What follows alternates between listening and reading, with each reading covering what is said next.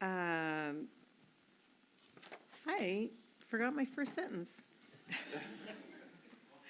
The April 24th, 2025 Des Moines City Council meeting is now called to order. Councilmember Grace Matsui will now lead us in the pledge. Please stand if you're able.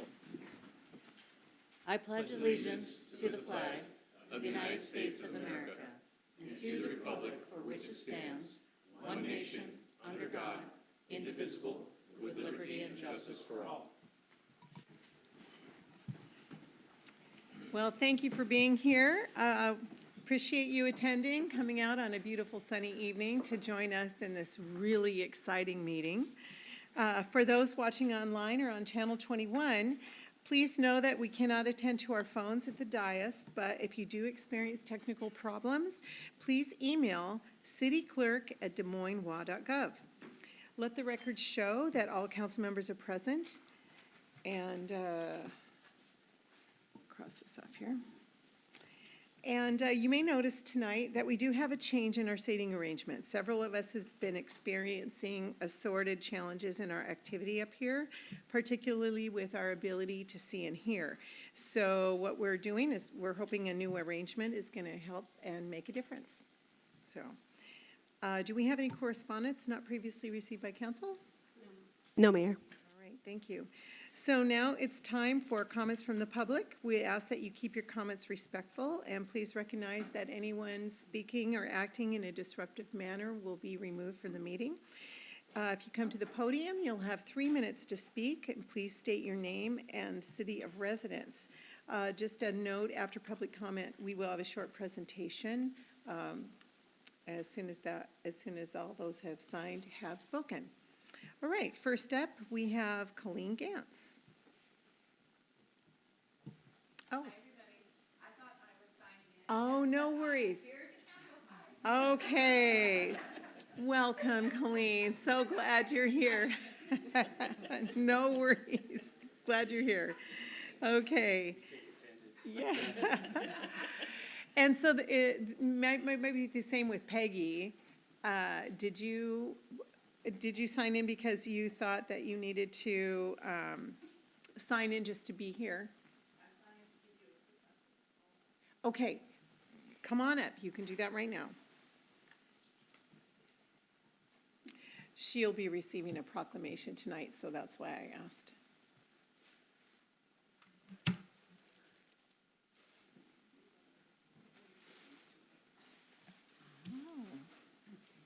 Greetings, Mayor, Deputy Mayor, council members, and members of the community. My name is Peggy Clark. I am the 2025 Commodore of Des Moines Yacht Club. I'm here today to hear the proclamation of the opening day of boating and to provide a brief update on our proceedings.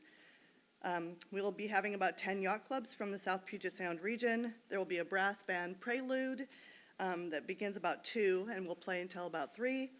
Then our procession begins at 3 with bagpipes, bringing in the past Commodores visiting yacht clubs, and the City of Des Moines officials, as well as our Board of Trustees for the Des Moines Yacht Club.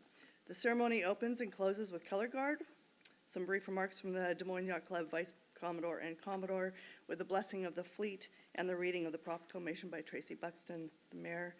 And thank you. Looking forward to seeing you there. That's my update. Thank you. And I don't know what it is about those bagpipes, but I always take a tissue in my pocket. That is so moving to be there watching those guys come in. All right, Bill Linscott is up next.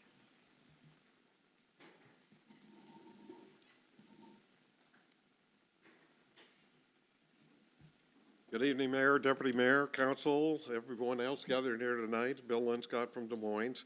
I just wanted to give a shout out to the harbor master. So he had his second quarterly meeting with the tenants. And of course, this is an exciting time these days down there as we get ready to replace the docks. And from the crowd, lots of questions, lots of discussions, and a great turnout. And I just want to say that a lot of people expressed their appreciation for what Scott and Katie have been working on in the logistics of moving boats around to make that project a success. And so I just wanted to pass on that. They're not here tonight, but I wanted you to know that that group was very appreciative of the hard work that's gone into that. And I think it's going to be a very successful project and a challenging project, but we're all excited about it. Thank you. Thank you.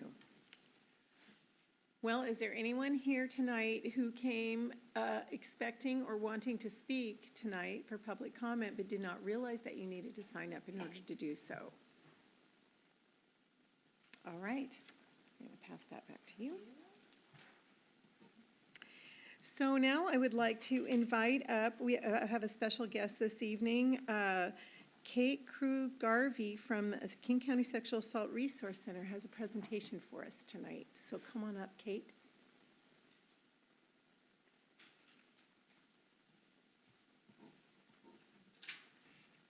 Hi, everyone. Good evening. As the mayor said, my name is Kate Krug-Garvey, and I am the CEO of the King County Sexual Assault Resource Center, or KSARC. I just want to thank the mayor for reaching out and also the city council for inviting me here today to be able to share a little bit about KSARC and the resources that we have. But first, I have to say how excited I am to not only be here, but to see all these wonderful women in labor here. My past life, I was the Executive Vice President of Non-Traditional Employment for Women in New York City, and it is so wonderful to see strong women building the future, just union strong, amen, thank you. That's all, sorry. I had to get that through. It was I saw them in the parking lot, I got so excited. But anyway, not only tonight am I here to talk a little bit about KSARC and our free resources, but also to accept the Sexual Assault Awareness Proclamation. So I also want to say thank you to this city council and to this city for continuing to be loud for sexual assault survivors. First, I want to mention that if there's any survivors in the community, I want to say that you are not alone. Sexual assault is common. Half of women and 1/3 of men have experienced sexual assault in their lifetime. People from marginalized communities due to disability, race, or diversity, their gender, sexual identities, are at even greater risk. Chances are that you know someone who has been sexually assaulted. The trauma of sexual assault is something that can affect a survivor's mental, physical, behavioral health, and their ability to form healthy relationships, remain in school, or the workplace, or so much more. But the recovery from trauma from sexual assault is possible with support. KSARC has assisted, on average, about 4,500 individuals and survivors and their family members each year. Almost half of KSARC's clients are teens and children. We know that young people are the most vulnerable to sexual assault and the least likely to speak up about it or to be believed when they do. I also want to share another message that all of our services are free and confidential. So if you know any survivors out there, they can reach out to us. And anyone who just needs information about us, a good place to start is our 24-hour resource line, 888-99-VOICE. So I'm going to share a little bit about the programs that we have at KSARC. No, maybe. Oh, okay, I'm doing it. Or you're doing it, I don't know, okay. As I mentioned, we have a 24-hour resource line, and that's where you can just call us any day, any time of day, and an advocate is going to answer that phone and talk to you if you have questions about sexual assault, if you want to share about a sexual assault, if you are thinking about something that happened to you decades ago and would like to share. This is a person that you can reach out to and call. And I have to say, there is a lot of longevity on that line. We have some folks that have been answering that phone for the past 25, 30 years.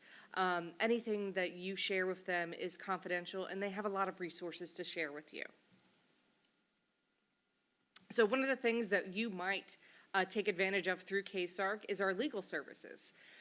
Going through the legal system is overwhelming.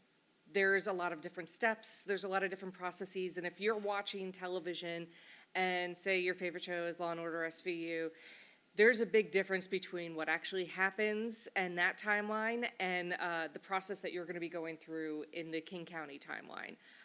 If you watch that show, you might see that an assault happens in July, and by September, they're in the middle of the trial. That's not the case. It could take anywhere from 4 to 7 years for you to feel like you've gone through the entire justice system and you've explored all of your options. What we have are legal advocates who have been doing this work for many, many years. Once again, a lot of longevity there.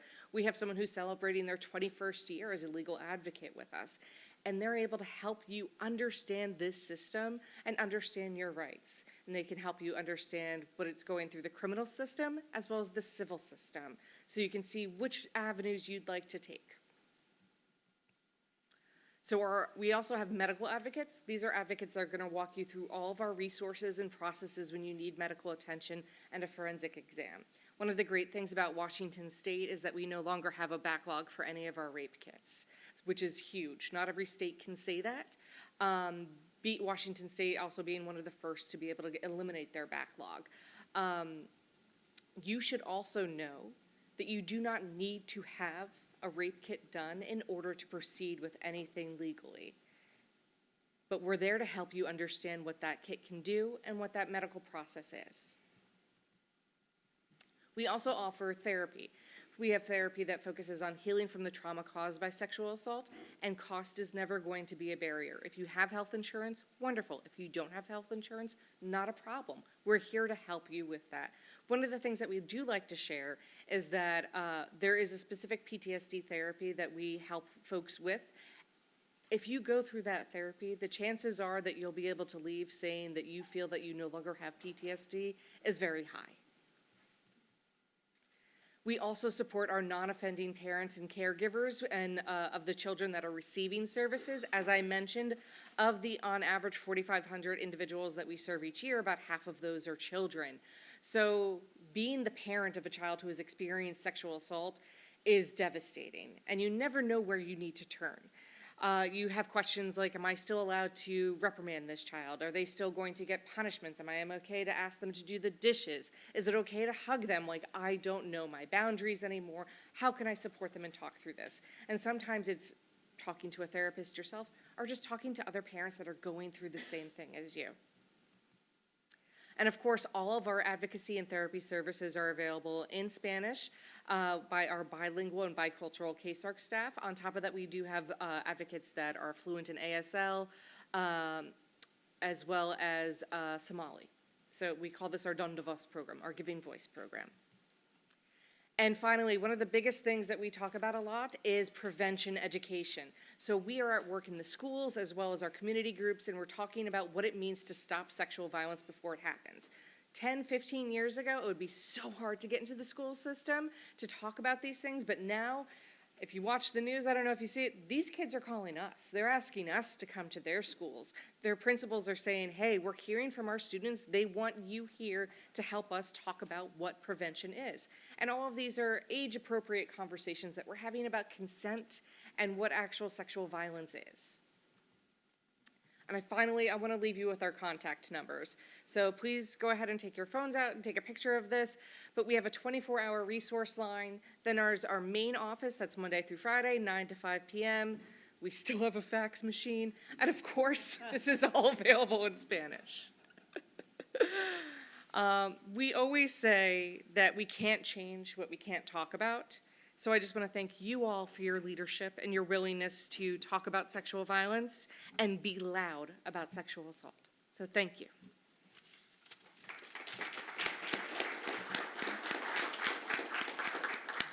Thank you, Kate. I really appreciate it. And we'll, in about another 20 to 30 minutes, we'll be having the time for the proclamation. So thanks for being here. And a huge shout out to our own dear Senator Orwell, who is responsible for those rape kits. Yes. So we love her.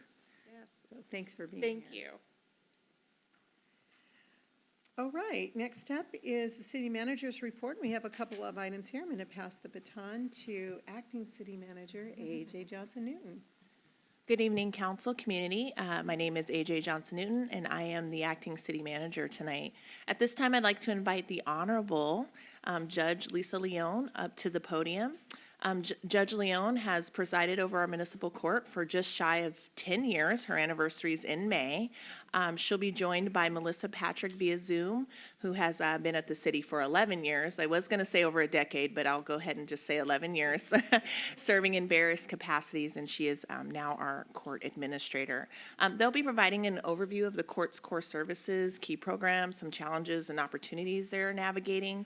And really, this presentation is just for the council's awareness and an opportunity to ask questions. So there's no need for the council to take any action tonight.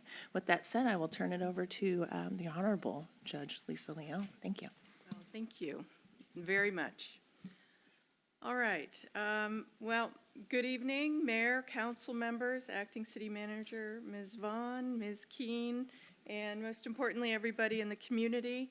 I am Lisa Leon and the Judge of Des Moines Municipal Court. And Ms. Patrick, as you heard, is joining us via Zoom. So, it's not working, Tara. There we go. All right. This year marks a very special milestone. 2025 is the 40th anniversary of Des Moines Municipal Court, and it also marks my 10th year serving as your judge. Over the past 4 decades, this court has grown and evolved alongside the city of Des Moines.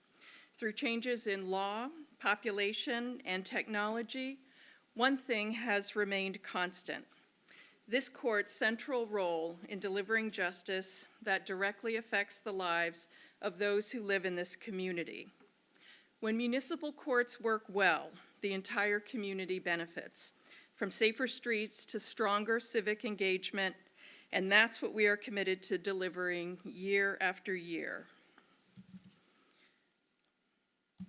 With respect to core services, as many of you already know, our court handles misdemeanor and gross misdemeanor offenses. For those of you who might not know what that means, those are crimes such as theft, trespass, domestic violence, DUI.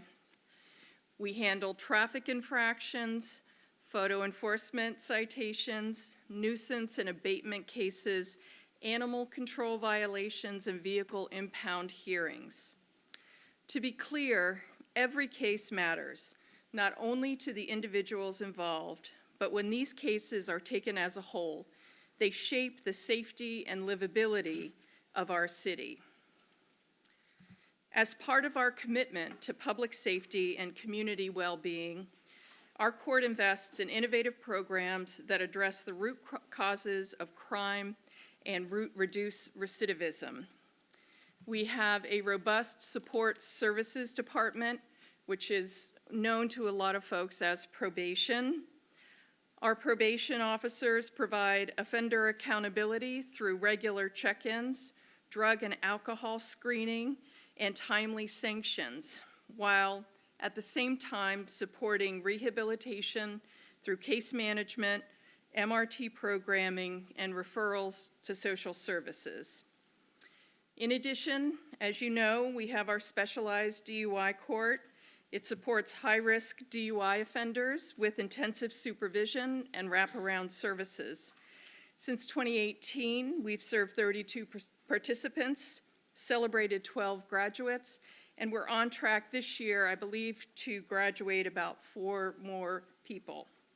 Beyond reducing repeat offenses, this program helps participants build healthier lives through treatment, structure, and long-term behavioral change.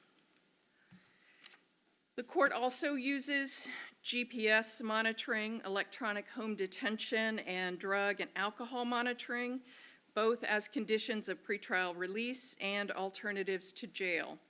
These tools enforce compliance while allowing justice-involved individuals to maintain employment and continue treatment.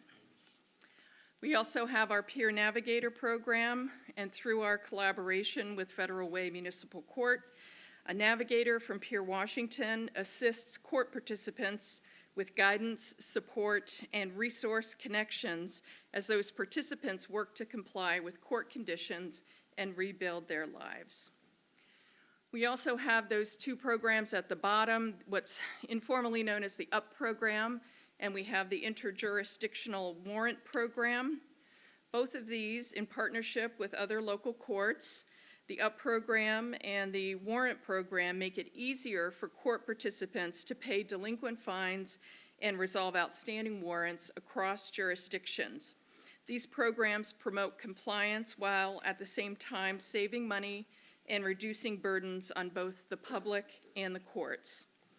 All of these programs I've just highlighted reflect the court's dedication to both accountability and meaningful rehabilitation. Obviously, I do not do all this work by myself.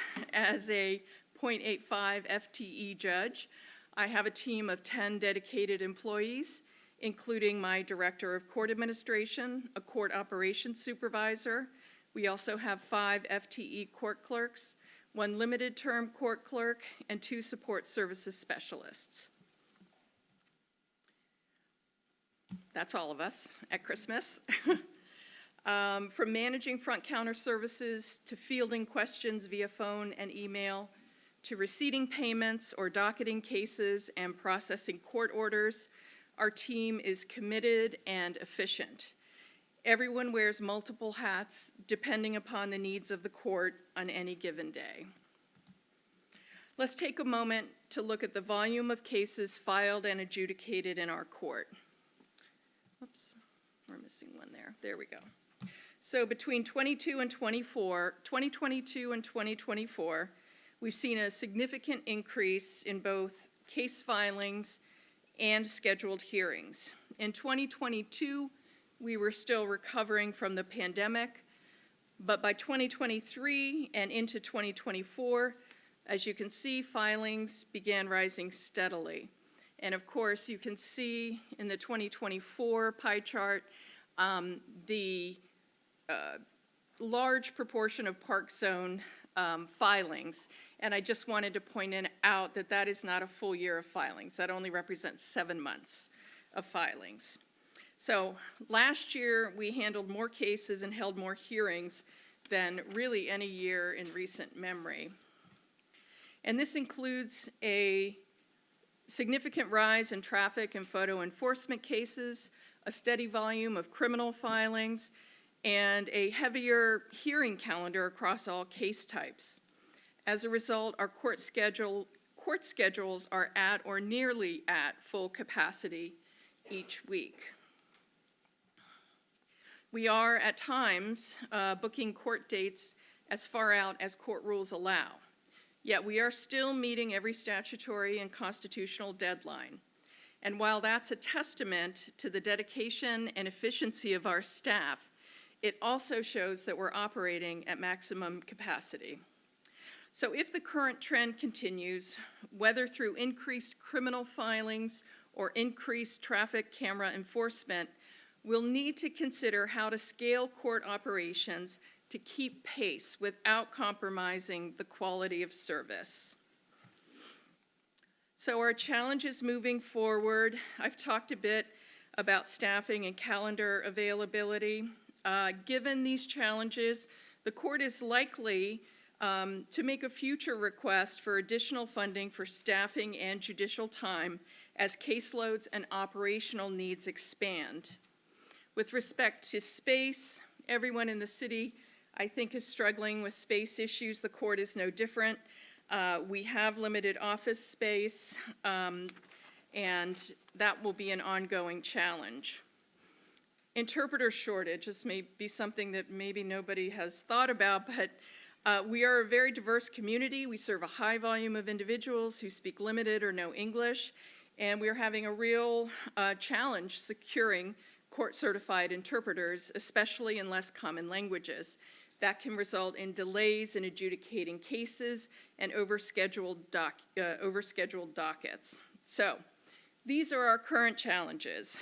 Having said that, as we look ahead, I do believe that thoughtful planning and continued collaboration will be essential to ensure the court remains responsive, accessible, and equipped to meet the evolving needs of our growing community.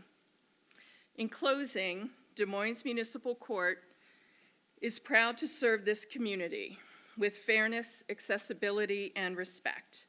We remain committed to being a trusted and responsive court for all who come through our doors. As we celebrate our 40th year, I'm both honored by how far we've come and excited for what lies ahead. With the continued support of the city manager, the mayor, and the city council, I'm confident we'll keep building on our successes, strengthening our court and the community we serve. So thank you for your time tonight and for your trust in the court. And with that, I'll ask if there's any questions. Thank you. Councilmember Harris and then Deputy Mayor Steinmetz. Well, first of all, thank you. I was going to lead with a joke because you're .85, right? Yes. And I'm sure you've heard it before, but, you know, keep at it, and one day you'll get to 1.0. Like, how do you get to Carnegie Hall? Yeah, right. But how come?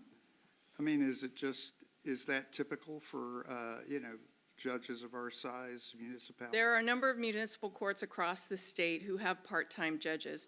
Part-time judges are appointed by the mayor and the city council. Full-time judges, municipal courts can also have full-time judges. Those are elected positions, not appointed positions. So going forward, as we look at increasing judicial time, that will be something, obviously, that we'll be taking a look at. And so Okay, that was my real question. The other thing is, in terms of cost recovery, I'm looking at these pie charts and so on, and I assume that, you know, the park zone and everything provides the funding to get you where you need to go in terms of processing it, or is that? So I'm going to ask you to think about it in a slightly different way. State law requires the executive branch to fund court operations, so we are not a revenue generator. Any fines, fees, or other legal financial obligations that are paid to the court either go into the city's general fund or some go back to the state, but it's all according to state law. So the only funds that stays with the court are probation monitoring fees. Other than that, finance would be the one to ask about how the monies collected from the traffic cameras are allocated, because that is also dictated by statute. But in general, yes, the revenue from traffic cameras can be used to support court operations. Right, no, I just didn't know if there was any automatic, like, pro rata kind of a thing where, okay.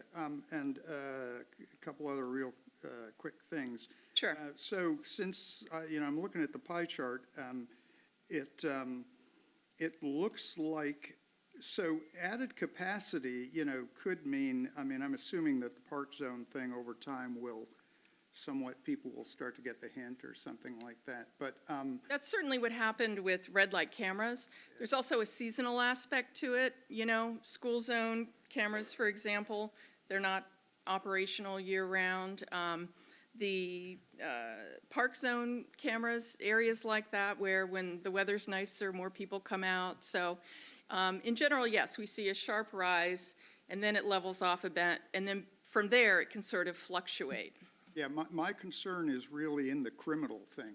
Yes. The pie chart is a little misleading in that it, you know, it looks to me, I mean, just back of the napkin, that criminal cases you're processing more of, or at least as many as you were? Yes, and in fact, I was just talking to Ms. Patrick today, and for the first quarter of 2025, our criminal filings are actually up 40%. So, yeah, I mean, our criminal cases are increasing, and, you know, we have sort of the same pressures we've always had. We have a lot of felony decline hearings. We have a lot of serious DUI offenses, a lot of domestic violence, things like that, so. I'm just thinking of it in terms of capacity, that it's a very different kind of space issue. Mm-hmm. I mean, having watched your 4-hour things, it's just a very different type of processing for, you know, the jury trials and the criminal things, as opposed to the, you know, people who are debating the wisdom of their, you know, red light thing. And so I'm just trying to get a sense of, like, what percentage of this stuff will be something that could be, you know, processed internally, or what percentage of it, you know, these like alternative sentencing things and so on, will need to think about other buildings and other stuff. Mm-hmm. And anyway, so yeah, just somehow this is going to be an interesting conversation. And, Yeah. But thank you for this. This this is helpful. That's it. Deputy Mayor Steinmetz. Hi, Judge, thank you very much for an excellent presentation on this. And, you know, as the guy up here who's probably tried 300 or 400 criminal cases, you know, I appreciate the difficulty that Councilmember Harris was just referring to, because they are a very different space than the traffic stuff that I've done. In particular, I wanted to ask you a question about the DUI court. High-risk offenders, how long are they under supervision there? And does that explain why it's a relatively small number since 2018? Well, we are targeting those offenders with who are on their third or more DUI offense. So I think that the average amount of prior convictions for folks in our DUI court are 4 to 5 prior convictions when they come into our court. So that is our target population, are the high-risk, high-needs individuals. We have a lot more DUI filings in the court, but under our entry criteria, they would not qualify for participation in DUI court. And that's lifetime Yes, convictions, lifetime. not necessarily the priorable convictions that would lead Correct. to a felony. So Doesn't have to be within the last 7 years. It could be, you know, they had 2 20 years ago, and now they're on their third this year. They would, and it's mandatory. It's not voluntary. So the benefit is they get the benefit of, you know, the team approach, the wraparound services, the intensive supervision. If they do everything according to plan, there's 5 phases to the DUI court. They can successfully graduate in 48 months, at which point their case will be closed. And as I'm sure you know, the typical period of supervision for DUI offenders is 5 years. So that does create an incentive for them to participate and to successfully graduate. So even those that stumble would still be under the court's jurisdiction? Yes, now at some Up to 5 point, years. yes, and you know, we maintain fidelity to the DUI court model. These are evidence-based practices. If you don't follow them according to standards, then you're not going to see the results that you want. So at some point, there are folks who have been terminated for ongoing noncompliance. Interestingly, the studies show that even those who have participated but have been terminated have a lower recidivism rate than those who were never exposed to DUI court. And does the termination lead to incarceration? Yes, typically speaking, given the high number of prior convictions that they have, if they are terminated, they are typically looking at serving out a good portion, if not all, of the balance of their jail time. Okay. And then the interpreter shortage that you talked about, I sympathize. It takes about almost double because everything has to be repeated. You know, so twice Right. as long as it would take us to talk, now somebody has to do that again so that it gets understood. And Right, and you know, the issue with that is that certified interpreters, some of them will still appear in person. That used to be the norm. We never had interpreters appearing by Zoom, but now they are mostly appearing by Zoom, and so that creates an additional resource strain, because then if the defendant is here and the public defender is here, they need to have a space where they can use the interpreter on Zoom with a computer to privately consult with their client. So it creates a whole host of problems. So it's challenging. I know that, you know, some of I've seen, I don't know that anybody's implemented this, but AI may provide a solution down the road. But right now we're, you know, doing our best to get court-certified interpreters, or if not court-certified, certified interpreters. But yeah, it's a challenge. We're working with other courts, and the Interpreter Commission's involved, the Court Managers Association is involved. So it's not just our court, it's all over. And what's the long-term prognosis on meeting the needs for interpretation? I don't know at this point. I mean, I will say this, I think something significant has to shift. because eventually there will be due process violations. So if I'm just speaking plainly, it is a serious issue, and I know a lot of really great people are working on it, so I will keep you posted, but no immediate solution. Thank you. Councilmember Harris. Yeah, hopefully this is a softball, but, yeah, no, yeah, I appreciate it. Can you give me an example of an uncommon language or a shift in the languages of interpreters? I'm just getting, like, you know, that you didn't hear of 10 years ago when you began, and now you're starting to see more and more of. Well, we have a whole host of languages. I mean, Marshallese, Lingala, Chikezi, those are three that are, I would say, relatively recent that we've used those interpreters more often. But I have some calendars where, you know, I might have 3 to 5 different interpreters in different languages, so. My goodness. Thank you. Yeah, and I want to emphasize, that's traffic court, criminal court, across all hearing types. Yeah, no, I'm just, it's just interesting to me because I'm seeing a shift of, you know, speakers of, you know, not just Somali, but Amharic and, you know, like 10 different variants along East African and thing. Anyway, thank you. Councilmember Oxiger. Yes, thank you for the report. It's very informative. I'm wondering if you're noticing any trends now as far as the photo enforcement cameras. I imagine initially people receiving their first infraction are going to come to court, and then, you know, subsequently, you know, they find out, you know, they have an idea of you know, how the disposition of their case is going to be unfold.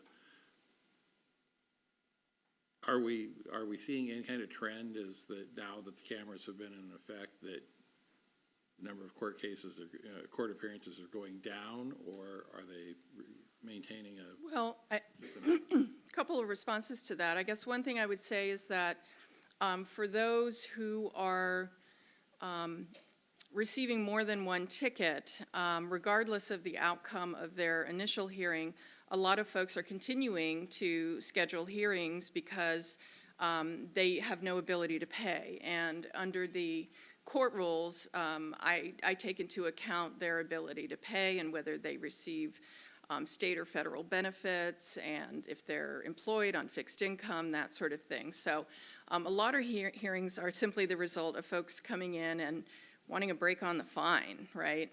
I think, and Ms. Patrick maybe can speak more to this, but generally speaking, I would say that it was that tremendous spike in the beginning, and then it leveled off a little bit, but now I think it's starting to go up again with the nicer weather. So, yeah, I mean, we really won't have a steady prediction, I would say, until we are a couple years into that program. Like, we have pretty solid, consistent numbers with our red light violations, for example, but I think it's too soon, excuse me, for the park zone tickets. Okay, thank you. Mm-hmm. Right. That looks like it's all for, thank you so much. Thank you. Appreciate you being here. I'm sorry for my voice. I'm losing my voice. Thank you. Now I'd like to invite Mike Slevin, our Public Works Director, up to the podium. He's going to provide an update on our Public Works Department and all the exciting things that they've been working on. I just want to highlight that the staff do an outstanding job, and we're really excited that he's here tonight to shine a light on all the work he does in the community that oftentimes we don't think about coming out of our Public Works Department. Thank you. Well, good evening, Mayor and Council, City Manager. Thank you for the introduction.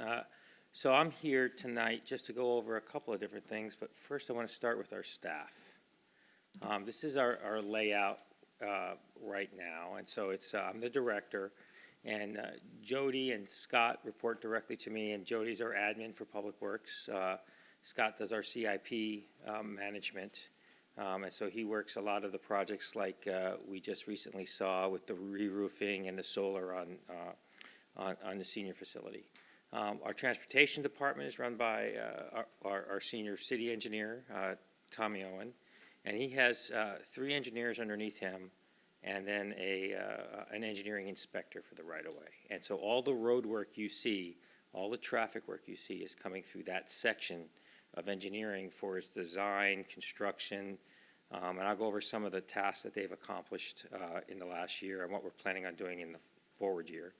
And then there's the surface water management, as you're aware. That is a enterprise fund utility, and we have 2 engineers in that section. One that works majority of his time on capital projects, the replacement of sewers or stormwater pipes and ponds and those things, and then a second civil engineer who is unfortunately leaving us to be a day trader. But that engineer works predominantly on stormwater work for permits. You know, when someone comes in to build a new facility, a lot of times there's lots of issues with the property that's left within the city with regards to, say, stormwater or wetlands and those types of things. And so it's can be very complicated. And then we have 3 stormwater technicians, 1, 2, and 3, and they work on everything from figuring out problems in the system to identifying where breaks and pipes are and those types of things, and inspections and managing of all the stormwater facilities. And then our largest section under Adam is our maintenance operations. And so this is our crews in the street, our boots on the ground. This is the group that is here in some of the most critical times. We have 4 people in our streets maintenance group. We have 6 people in our stormwater maintenance group. We have 7 people in our parks and right-of-way. So by right-of-way, why are the parks and right-of-way together? All the medians around town. So there's a lot of work that goes in by those guys maintaining that. Our facilities maintenance 2, and our fleet maintenance 2. So that's 36 FTEs total. We have 1 FTE that is in the process of being hired. That was in the last budget, and that's an assistant for Adam. And we're currently in the process of working through and hiring that position. And then we have, during peak months, we have 5 seasonals that are budgeted. So during the peak months, like this in the summertime, we expand to 42 people. So that's our max expansion. We have a lot of parks, we have a lot of roads, we have a lot of facilities. 42 people is not a lot. It's amazing what Adam and his crew does with the amount of people we have. It just truly amazes me every day. So that's the group. And so 42 of us. And so I kind of frame this in accomplishments so you kind of get an idea of all the kinds of things we do, and then goals.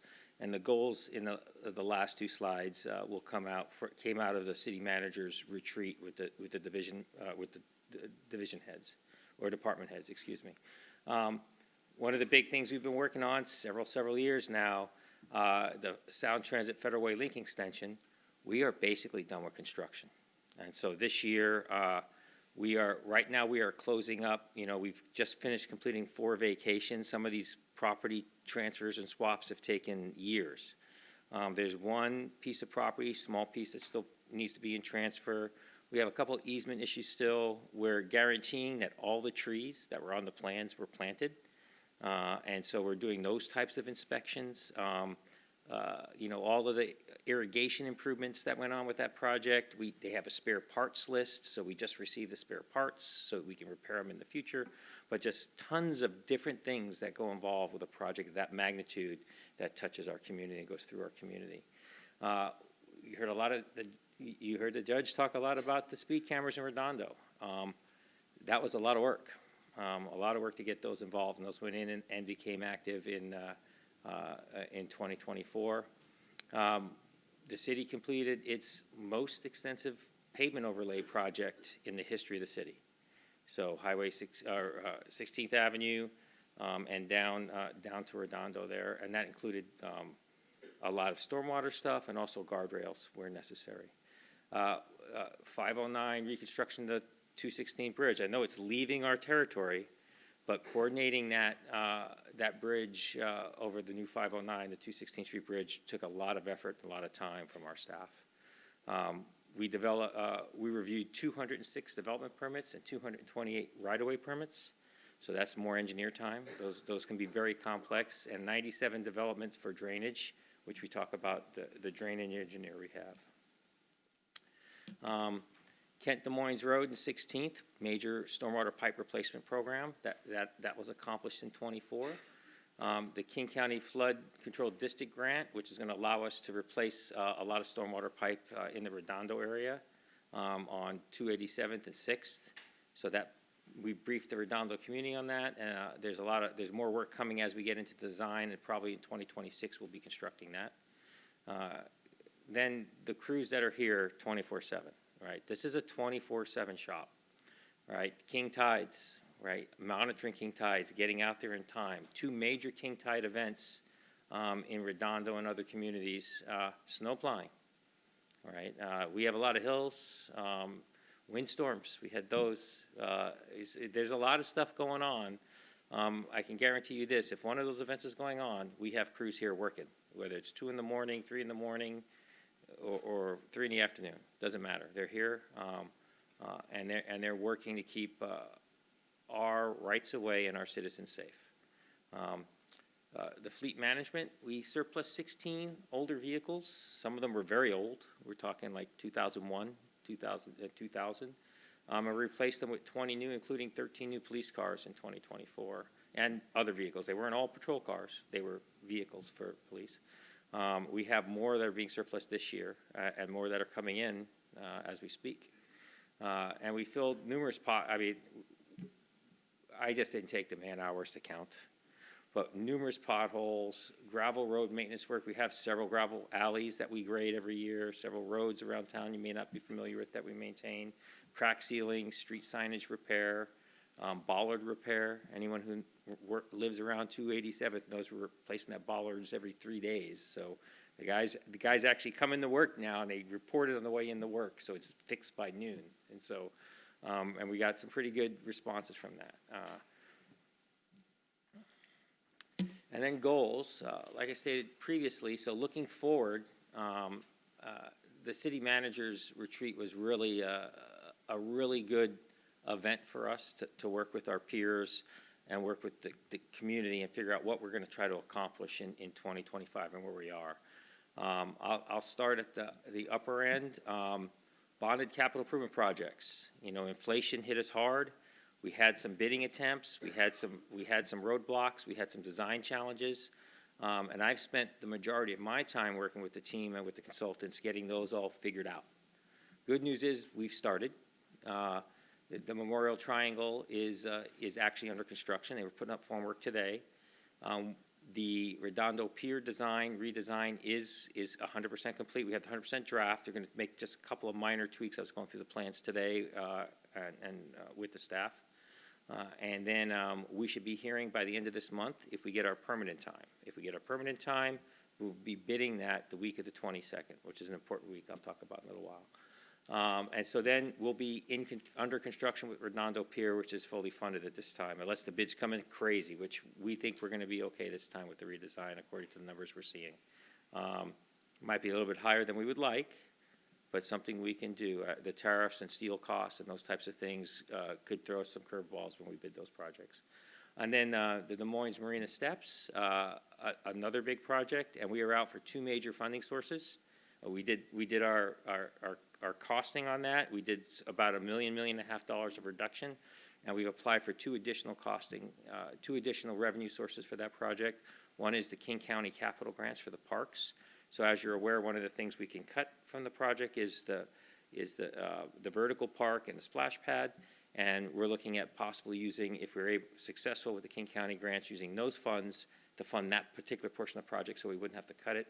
And the other is a state ask for about $1 million, and my last understanding is that it made it into the budget. I don't know when the legislation is going to close and if it's going to get hacked or not, but right now, according to our lobbyists, it's looking reasonably good for us to get that money. And that's a Commerce grant that I talked to Commerce with about how to try to figure it out. And then the city manager took it from there to Olympia with the mayor, and hopefully we're going to get that money. Then that would give us the project for the steps, which is pretty cool. 24th Avenue, everyone's aware of the problems we have with that project. Good news, it's under construction again. I meet on Monday with PSE for settlement negotiations again, and so things are going pretty well down that path. Don't know how large that settlement's going to be, or if we're going to have a little bit more infighting on what it should be, but initial responses seem like we're going to be able to get there from here without going to litigation, which I think is positive.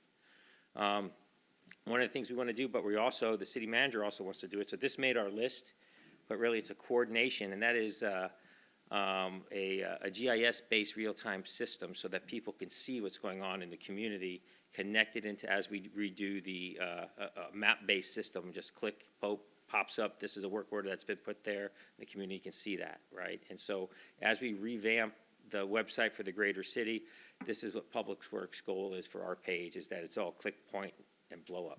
And so we think we can get there if we're lucky. The traffic calming pilot project, this year we'll be putting out 5 speed humps in certain neighborhoods as was presented a few weeks ago to the county, to the council, and then we'll see where that goes from here. But you can make traffic calming requests now, as on the website right now. It's live, so it's on there under the Public Works side. We do have a lot of turnover at the lower level of our organization. We train a lot of people, and standardizing that training is really an important piece. And so onboarding and training standards for where our boots hit the ground is really critical. We don't have a lot of that. A lot of it is taught one-on-one by people that have been here many years, and we need to standardize that training and make it more effective for safety and OSHA, all those things. And so that's something that we're working on in the ops groups. And then in the ops group also, maintenance master plans and for fleets and facilities. So we have a much better long-term idea about what our costs are going to be for managing and maintaining our fleets and our facilities. Park asset also, turf fields, trying to find grants for turf fields, reduce maintenance costs. We spend $50,000 alone on water every year for SJU. So turf, and that's not to mention the mowing and everything else that goes into that, right? So turf fields are expensive, but there are lots of grants for those types of things. So we're monitoring that and looking for those. The next two are kind of connected. Refining the surface water management rate and budget model. We actually have a very nice, a very good model, and it updates with inflation, which is very good. But one of the things that several cities have done, Tacoma was one of them, is take a look at the tree canopy and the property that is within the city's right-of-way, like the property, say, behind Sanju Park, right, as an example. That's a general fund requirement to maintain and manage that. But what we've done, what many cities are starting to do is put that into the enterprise utilities and then managing that space as active canopy and active wetlands. And then you get credits for your MPDS permits, your stormwater permits, if you maintain those correctly and properly. And so if we have to absorb those in the enterprise fund, we'd be coming back to council, and we're doing these studies now. So this year we'd be coming back to council towards the end of the year asking for an offsetting rate increase to take those projects on and to manage those facilities correctly, rather than it being an emergency ask of the general fund at the 12th hour like it was with a recent issue by Parkside School when we had to clean that up. So those types of things will give us a very solid revenue source to maintain and manage those things actively and prevent future issues.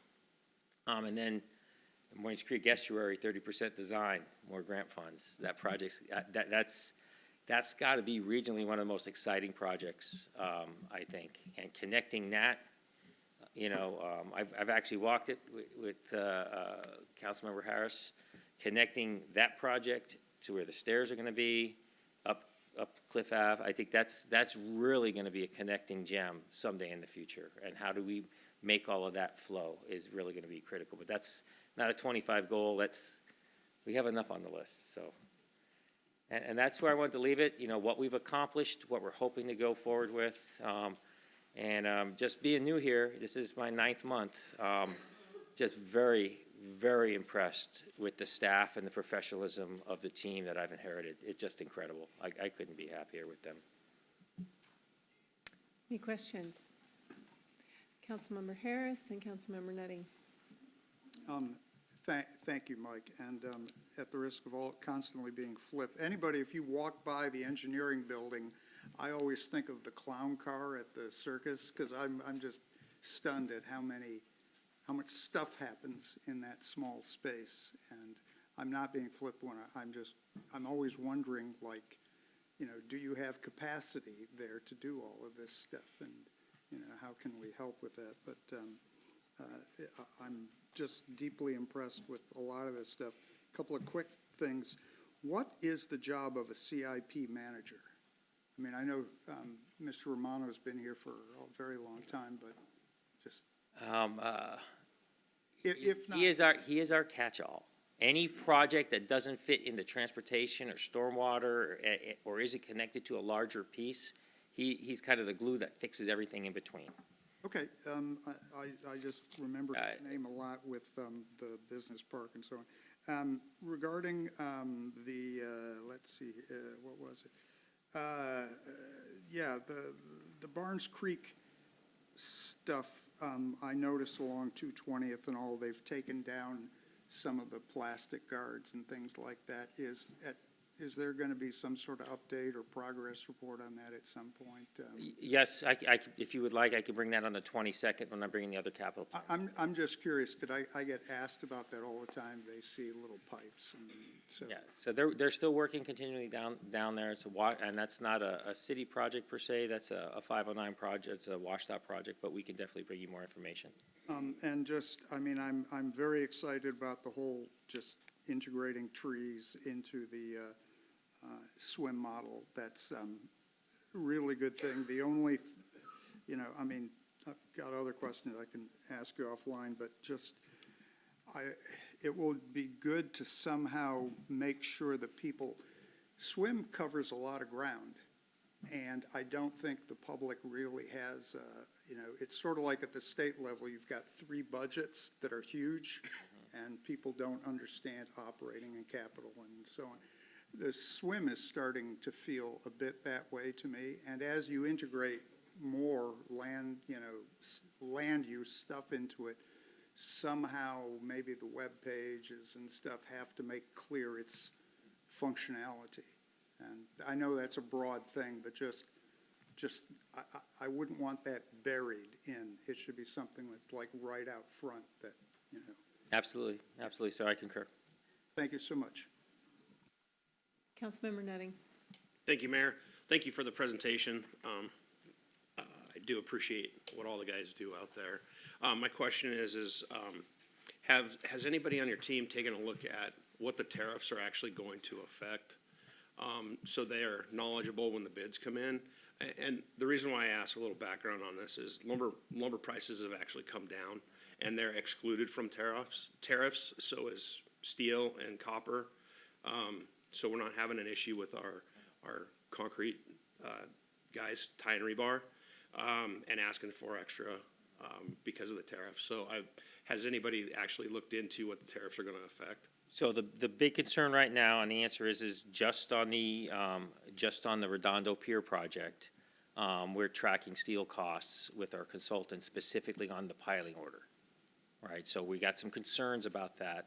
And the cross members that went from concrete to steel because they were lighter and easier to install, wouldn't require a big crane. So those issues we are looking at. With regards to Des Moines steps, we have not done that deep dive yet. We're kind of working towards that direction, but you're correct. So in the analysis of the pier design, the big question really is the steel and how that will affect. So we're looking at it. We don't have a global solution yet. It's only been 3 weeks. All right, thank you. All right. Wow, looks like we're good. Thank you so much. Great presentation. Appreciate you being here. All right, that concludes the city manager's report. Thank you. All right, thank you. Next up is consent. Would the city clerk please read the consent agenda? Item 1, approval of vouchers. Item 2, South Sound Boating Season Opening Day Proclamation. Item 3, Sexual Assault Awareness Month Proclamation. Item 4, Laborers LIUNA Local 242 Proclamation, and that concludes the consent agenda, Mayor. Thank you. Do I have a motion? Councilmember Nutting, I move to approve the consent agenda as read. have a second. Councilmember Mahoney, thank you. Is there an item on the agenda that a councilmember wishes to pull? Councilmember Nutting? I don't wish to pull an item. I'd like to make a comment. We used to be able to make comments. Do you want? Oh, yeah, go ahead. 2 comments here. You want 2 or? Yeah, go ahead. Thank you. For the Sexual Assault Awareness Proclamation, I'm the father of 2 daughters, and I absolutely appreciate what you do. I got them into jiu-jitsu when they were very young, and they spent 10 years in jiu-jitsu to make sure that they could take down anybody that was trying to assault them. So I appreciate what you do. To the laborers, I am the son of a retired steam fitter. His wife is a steam fitter. My mom is, God rest her soul, retired as a teacher in the teachers union. And with skill centers getting rid of, going more towards STEM and nursing programs and getting rid of labor programs like welders and the framers and that kind of stuff, you guys are the next line of defense, I guess you would say. You give 18 to 20-year-olds a chance to get into a well-paying job where they can support the family. And so I really appreciate it. And one last comment is we have Malcolm drilling on my job right now. And there is a gal that runs circles around them. She can leg faster than a 2 male crew. And she is the lead on a 40-foot stick of 1.5 inch soil nail, and she drops it in the hole and keeps jamming it while 2 guys are behind her. So I appreciate you women going into this. So, and those are my comments, Mayor. Any other comments? I just want to offer mine. I am so thrilled about this facility going into Des Moines. I can hardly believe it. It's the most amazing thing, and I was so inspired today to be at the summit, the Workforce Summit, down at the Shower Center, and you guys were down there. This is thrilling to me to see this intersection of training and bringing people into the trades. So thank you so much for what you do. So, all in favor, raise your right hand. Consent agenda passes. All right, so we are going to read these proclamations. Exciting minutes here. So first up, South Sound opening day of voting. You're up. Come on up.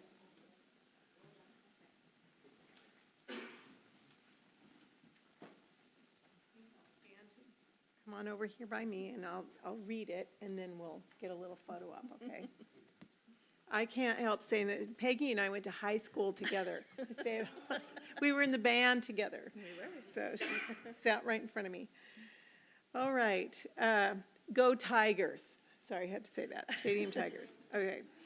Whereas the City of Des Moines wishes to recognize and celebrate the 2025 South Sound opening day of boating season, and whereas the Des Moines Yacht Club annually hosts the South Sound opening day of boating season ceremony, which gathers the many South Puget Sound yacht clubs, along with the Des Moines residents and their surrounding neighboring communities, to participate and enjoy this ceremony. And whereas this ceremony advocates for safe enjoyment of boating, and as such recognizes and supports the upcoming National Safe Boating Week, May 17th through the 23rd, and whereas this ceremony promotes the Des Moines waterfront amenities serving the Pacific Northwest boating community.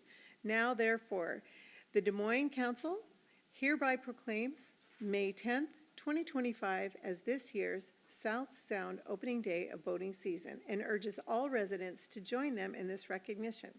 Signed this 24th day of April, 2025. Well, thank Good you. job. So here, we'll hold this up here. Okay. Good. Thank you. All right, thanks for being here. This is yours. Oh, thank you. Yeah, absolutely. All right. Next up is Sexual Assault Awareness Month. Come on up, Kate. I'm so glad you're here. this Be Loud button, if you go to their big annual breakfast, they get this, Be Loud, that's kind of their tagline. Yeah. So appreciate you guys. All right.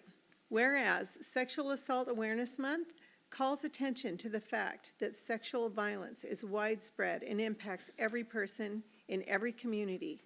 And whereas SAAM, Sexual Assault Awareness Month, aims to raise public awareness about sexual abuse, harassment, and assault, and educate communities about how to be involved in prevention. And whereas this year's SAAM campaign theme, Together We Act, United We Change, aims to shift how communities understand, talk about, and respond to sexual abuse, assault, and harassment.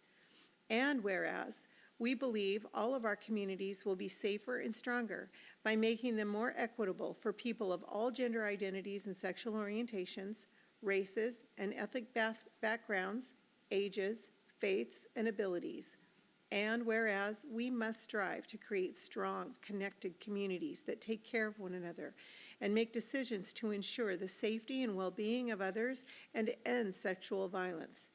And whereas the Together We Act, United We Change campaign is an opportunity for our community to join with others around the world in committing to prevent sexual abuse, assault, and harassment. Now, therefore, the Des Moines City Council hereby proclaims the month of April as Sexual Assault Awareness Month. The City of Des Moines joins advocates and communities across the country in taking action to prevent sexual violence. April is Sexual Assault Awareness Month, and each day of the year is an opportunity to create change for the future. Signed this 24th day of April, 2025.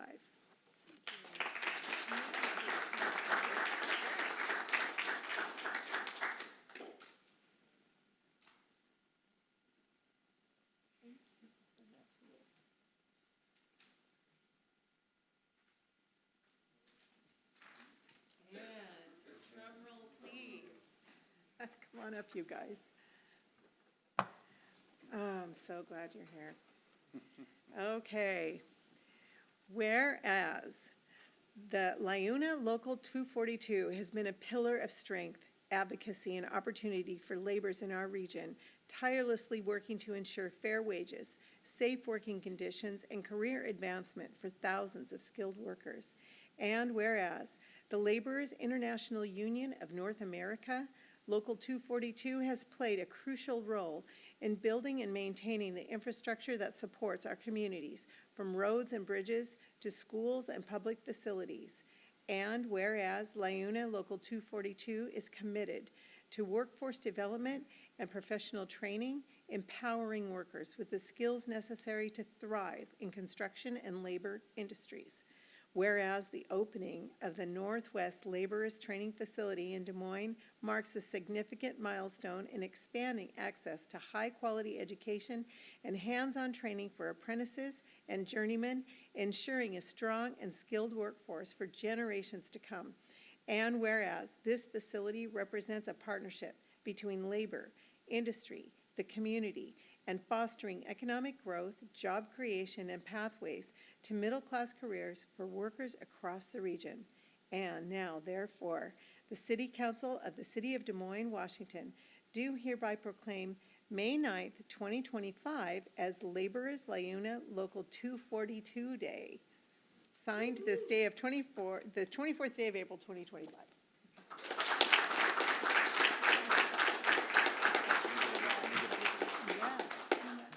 Come on up and Mike, or you want to do it in front of the table? Let's do it. Oh, shit.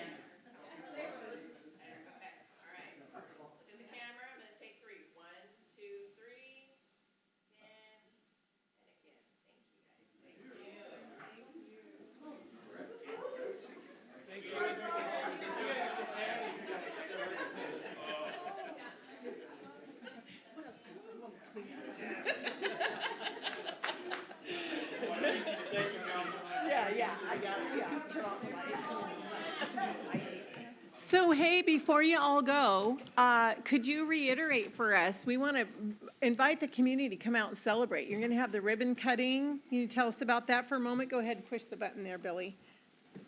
Yeah, the ribbon cutting for our new training facility will be May 9th at noon up on Highway 99 there, right just south of our local area at 242. So all is welcome. Right now, we have Governor Ferguson is going to be addressing the crowd. Bruce Harrell, former state senator Karen Kaiser will be there. She helped us do some unique funding through the state of Washington for training facilities like ours. And your own Mayor, Tracy Buxton, will be there as well. So, yeah, come join us. Thank you. Woo, so excited. So excited. So excited. All right. Okay. Well, that was great.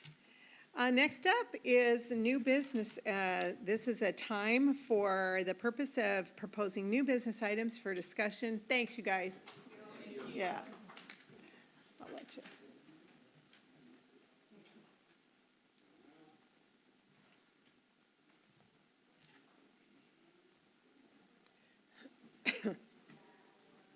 All right, so this is a time for proposing new business for items for discussion on a future agenda that also have not been previously before the council.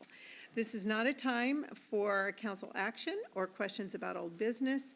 Council members can submit questions or seek updates on previously discussed business to the city manager at any time.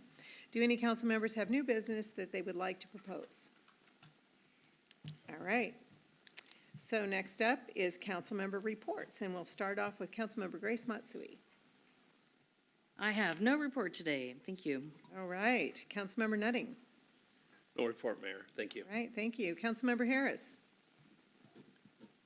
I actually do have a couple of small things. First of all, I want to acknowledge that yesterday was Administrative Professionals Day, and if you go to Wikipedia, it's very disappointing, shocking that they would suggest that it had something to do with the flowers and candy industry. But I am not so cynical. The staff of the city that people do not see, including the court, are the people who keep this city running. And I want them to know that they are deeply appreciated. Beyond that, let's see here. There will be a soil testing opportunity that's free at Shark Garden in Burien this Saturday, and another one a couple of weeks from now in Federal Way. It's you know, a bit awkward, but basically the entirety of Des Moines is under what is known as the Asarco Smelter Plume. And it is just a good idea, especially if you garden and have smaller children, to have your soil tested for arsenic and lead when it is free. There are instructions all over the Des Moines community Facebook page. It's on my page, ctech.info with King County. And so take a sample and then take it to Shark Garden on Saturday. I also want to thank the city because they paid for me to take a cash basis accounting training class, and I mention that because we have shifted our accounting system in the last year. And if you are running for office, if you are an elected, the city is extremely generous in paying for training classes. You should take them. Municipal accounting is not like anything you have done in your day job. And finally, I attended the Regional Transit Committee advisory meeting with King County this week, and they are rolling out an ADA revamp of their bus system. And good news, surprisingly, they have a staff now to do public outreach, and I'm going to be talking with the city manager about bringing them here because a very high percentage of our ridership that requires accommodations are at various senior living facilities, and anyone who is watching from Wesley, Adriana, Judson should be in contact with the city to find out how to get King County Metro to pay you a visit and make sure that you are accommodated on transit. Thank you. Thank you. Councilmember Oxiger. Yes, thank you, Mayor. I just would like to acknowledge the tremendous turnout last weekend, last Saturday, of Des Moines residents, in particular senior citizens, that are voicing concern for federal programs that are being cut, altered, eliminated, whatever. And it was there was 2 weeks prior, and tremendous turnout, tremendous staying power, and it's the people voicing their concerns over what policies and directions our government is taking. So I want to commend everybody that came out, and you are making a difference when you make your voice heard. And the other thing was, last Saturday also was the extravaganza. It was at the Activity Center, and it looked like we had a sizable turnout, and it's good to see the kids out and their parents and all of that. So, and I don't have the exact details. Maybe somebody else can fill in on this. I want to remind everybody that this Sunday, Rotary is sponsoring the golf event down in Renton, and the money they raise goes to various activities here in the city, and it's, given our tight budget and stuff, it's very much appreciated. We need more public involvement like this, so thank you. Thank you. Councilmember Mahoney. Thank you, Mayor. I just wanted to wish a happy birthday, she's not here, is our city manager, Catherine Caffrey. And I want to appreciate her because as a human being, she's doing a great job for this city. We're fortunate to have her.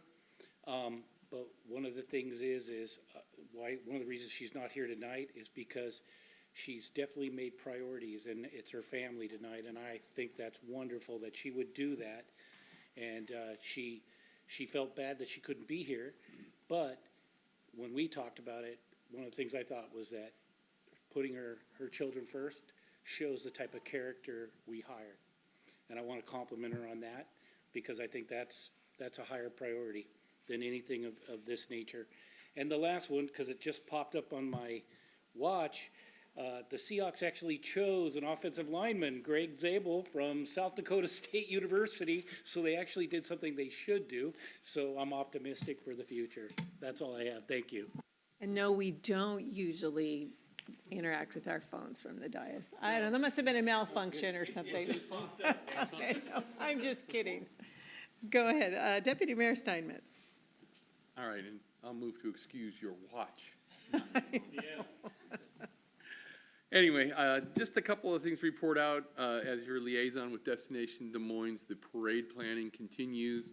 A lot of the pieces are falling into place. We do have our announcers set.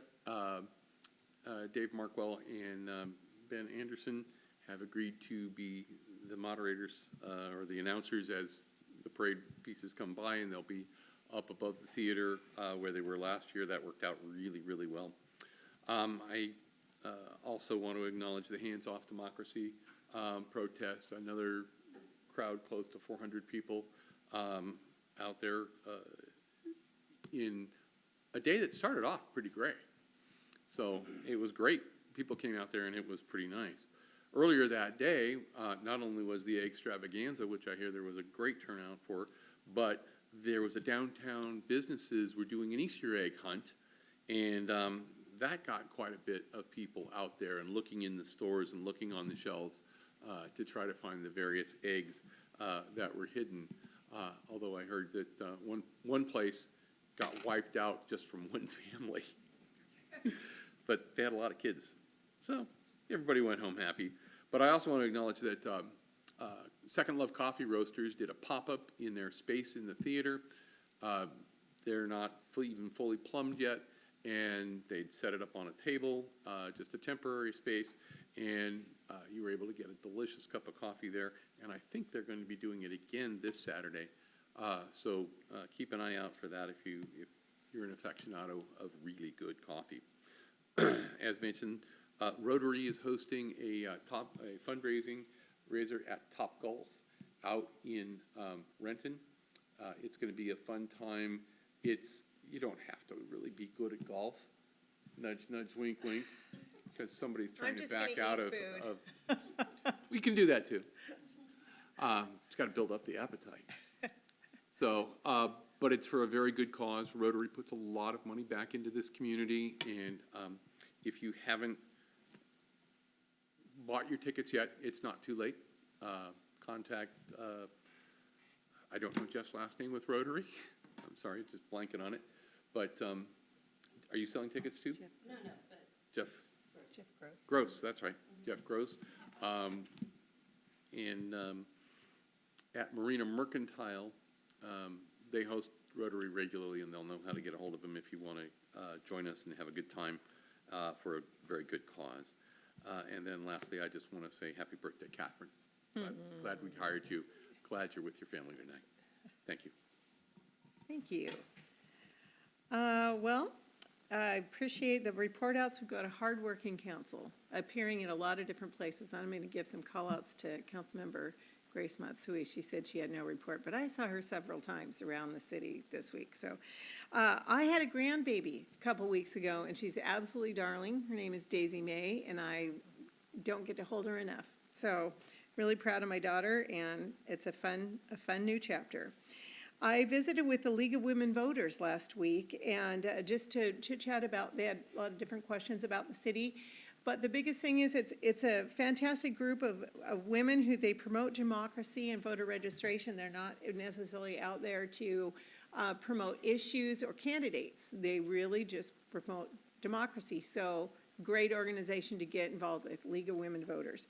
The Redondo Community Club had a meeting last week, and Councilmember Oxiger was there. I really appreciate capacity crowd down at the Mass Center. A lot of great questions, a lot of great information. I appreciated, Director Slevin was there, and City Manager Caffrey was there. So really appreciate the effort of staff and the interest of the community. Extravaganza, Councilmember Grace Matsui was there, and Councilmember Oxiger. Great turnout. Thank you, staff, for making this a really fun day. Also, Councilmember Grace Matsui and Councilmember Oxiger and I met with former Animal Control Officer Jan Magnuson for a really interesting, helpful meeting. So just want to know, we're brainstorming about how to work the animal control issue. It's not just, we're not taking a deaf ear. There's a lot of chatter out there, a lot going on, and I just want people to know that we're thinking, we're hearing, we're brainstorming, we're working on it, and we're feeling it. I mean, it's a difficult subject.